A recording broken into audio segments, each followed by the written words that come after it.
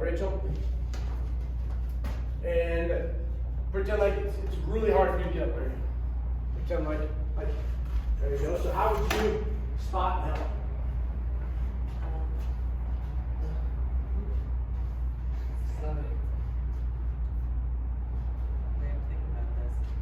Yeah, You're gonna straighten your legs, and then you can use my arm for support. Nice, love that. And then come onto your knees. Roll both your legs this way, your knees this way. Good. And then use my arm for support. Good. And you stand up. Bring one knee in front of the other. One knee in front of the other. One knee out, standing on your foot. Good. And lean on me as you come up. Push. Really good. Drive them through those glutes. That's good. You see how she was really there, protective on the back. I love that. And then she can help him get down. Now you can also do it so let's have you be the trainer, you're on the ground, and let's have you use your hands to help him. So you're gonna be more in front. Up and up in the back. Yep. So how would you help her from here? If it's opposite sex, always ask, is it alright if I help you? Is it okay if I touch your hands? Be really, really professional in that way. Gonna be the same. Okay, did you miss make we get up to the floor? Yes. Okay. So what I want to do is could I have my arm as a support for you? Good, yeah. Just hold her hands. Oh, just Yeah, and help her out. We're gonna get up with your back. There you go, just leverage, there you go. Help her get up. Now get in front of her. There you go, get in front now. There you go. And on one foot. There you go, nice. So you see how to leverage yourself. Good, nice. And then what I would do is I would get the assistant involved. All right, so next one you're gonna do it. And they're gonna help, and then you can switch to one hand. And then you can say, did you notice how you got up? You got up with your left leg first. So get down there, you're the client, get down. We're gonna help, so great, give hands. I want you to get up with the hands on your right side. So help. Okay, so hands on the right side. So he's gonna get up with his body on the right side. Okay. You're just gonna use assistance with your hands however you want to. Alright, so just grab my hands. Alright, and just slowly come up. Good. There you go. Now get up. Alright, and now we're gonna try to get up. So put your left foot out. Try to bring your right foot up. There you go, good, good, good. So you see how he went more right side? Now we're gonna do it again, but you have to do it on the left side.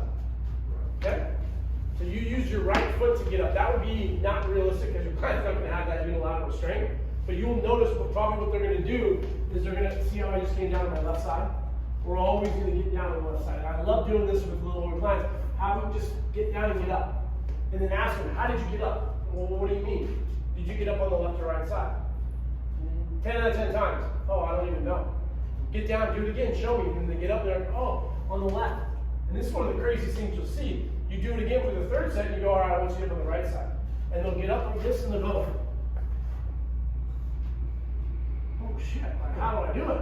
I've been doing this for 98 years. And they're like, they literally hit a block, and you sometimes have to coach them through it. They're like, oh my God. And their brain's working in a way that they're not used to. So try it on the other side.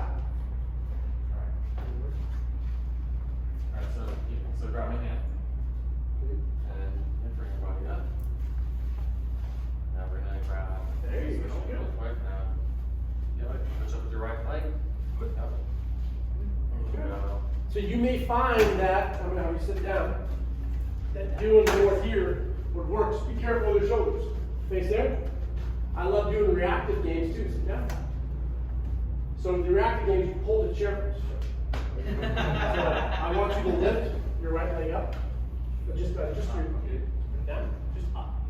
Good. And the other side. Good. So if I tap you, you lift that leg. Good. Right.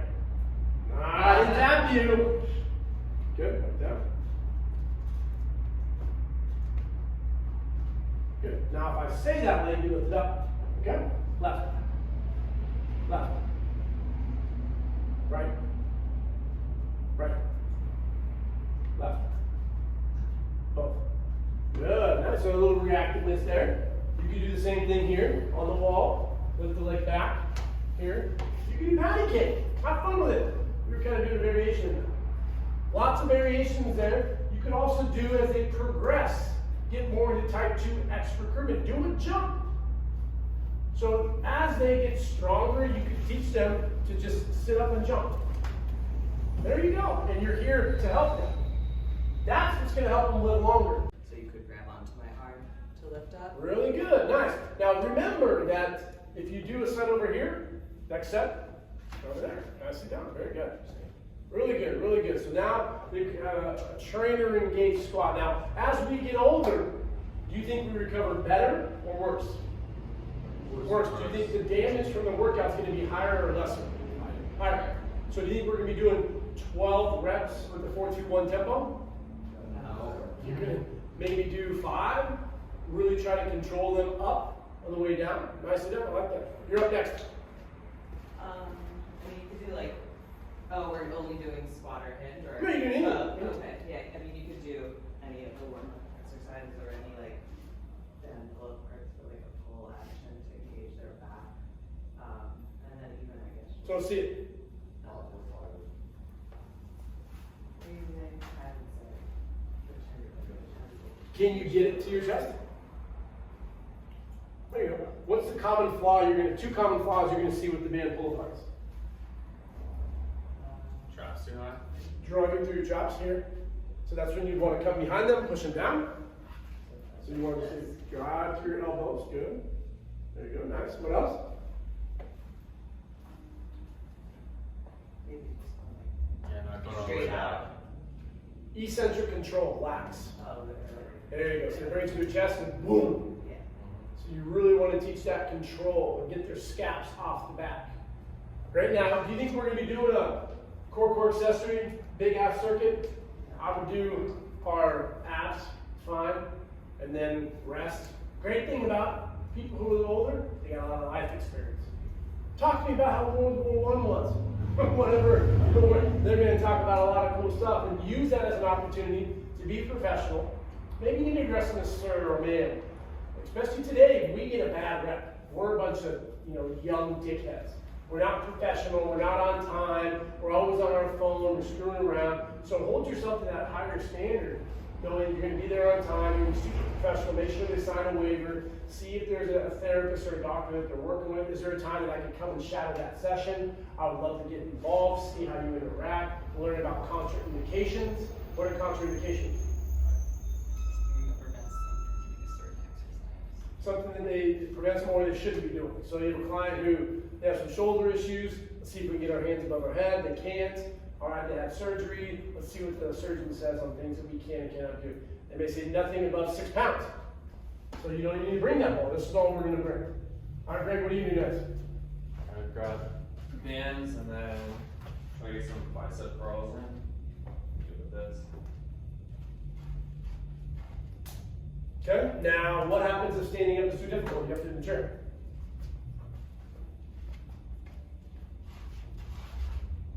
I don't know if this would actually work. You support from the back. Be like, sit your core up, get your hands for your feet. And then sit your back up. There you go. That's about Rachel. There we go.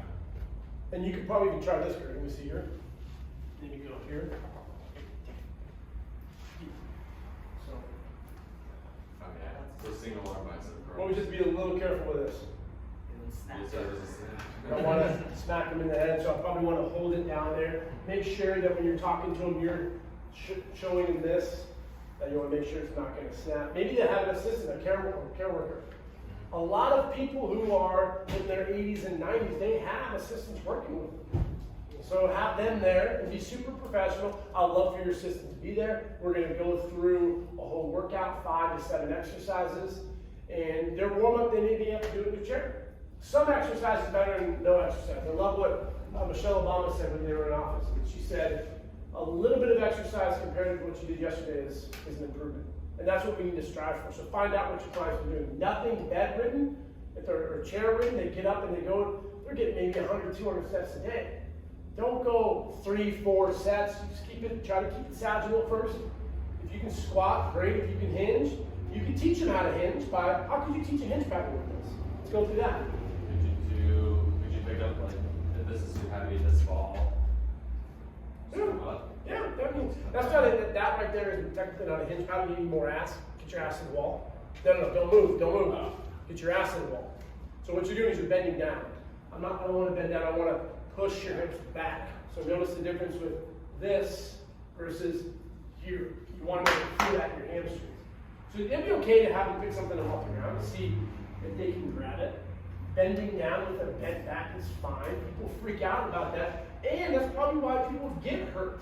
Because they tell me, if you pick up this little half-pound ball with a bent back, you're going to die. So people are freaking out thinking, oh my God, the body's so fragile. No, just teach them how to pick it up like this. You're not going to hurt the back by bending down and picking it up. That could be part of your warm-up. Let's see if you can pick this down. It could be like a reactive game. So you have band, green, red, and you have another color, black. When you bend down, I'm going to say a color. Black.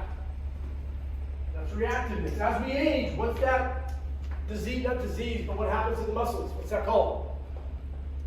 Osteoporosis. Osteo means Well, that's muscle. the bone. Good. That's making reference to the bone, muscle. Sarcopenia. Muscle mass and muscles degrade. They go away. So the big, powerful type 2s, we lose that. Let's get some reactiveness in there. So just sit down, right? We can do this. It'll be a great little warm-up. Throw the ball. Good. Check out there. Is this, close your eyes.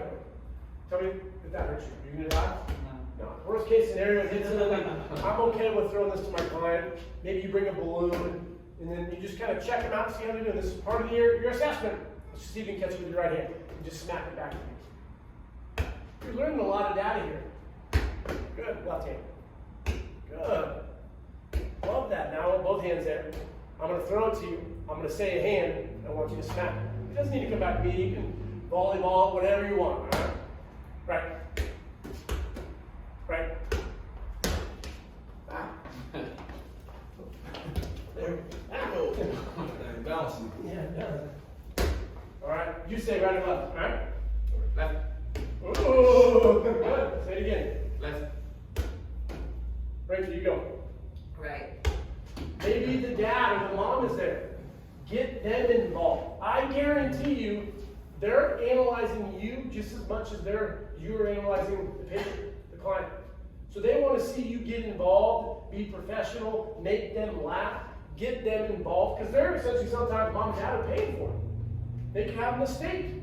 You could be there every single day doing stuff like this little reactive stuff. How many days a week should you work with my dad? 7 days. I live right down the street. I'll come in here. The price is X amount. It's a little more because I'm coming to you. Normally, if you come to our gym, it's going to be $150, but if I come to you, it's $250. How do you want to pay for it? That could be a great long-term client. So let's go back to Clayton. Give us something else we can do. We got a hinge now, guys. We're going back there. We got our squat. Good. What else do we do? We have unilateral too with the ball. Good. Show me.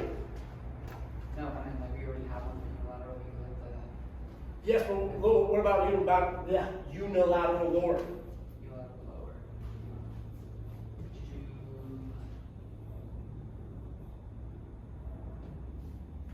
I guess with the technically with the fan, Show me.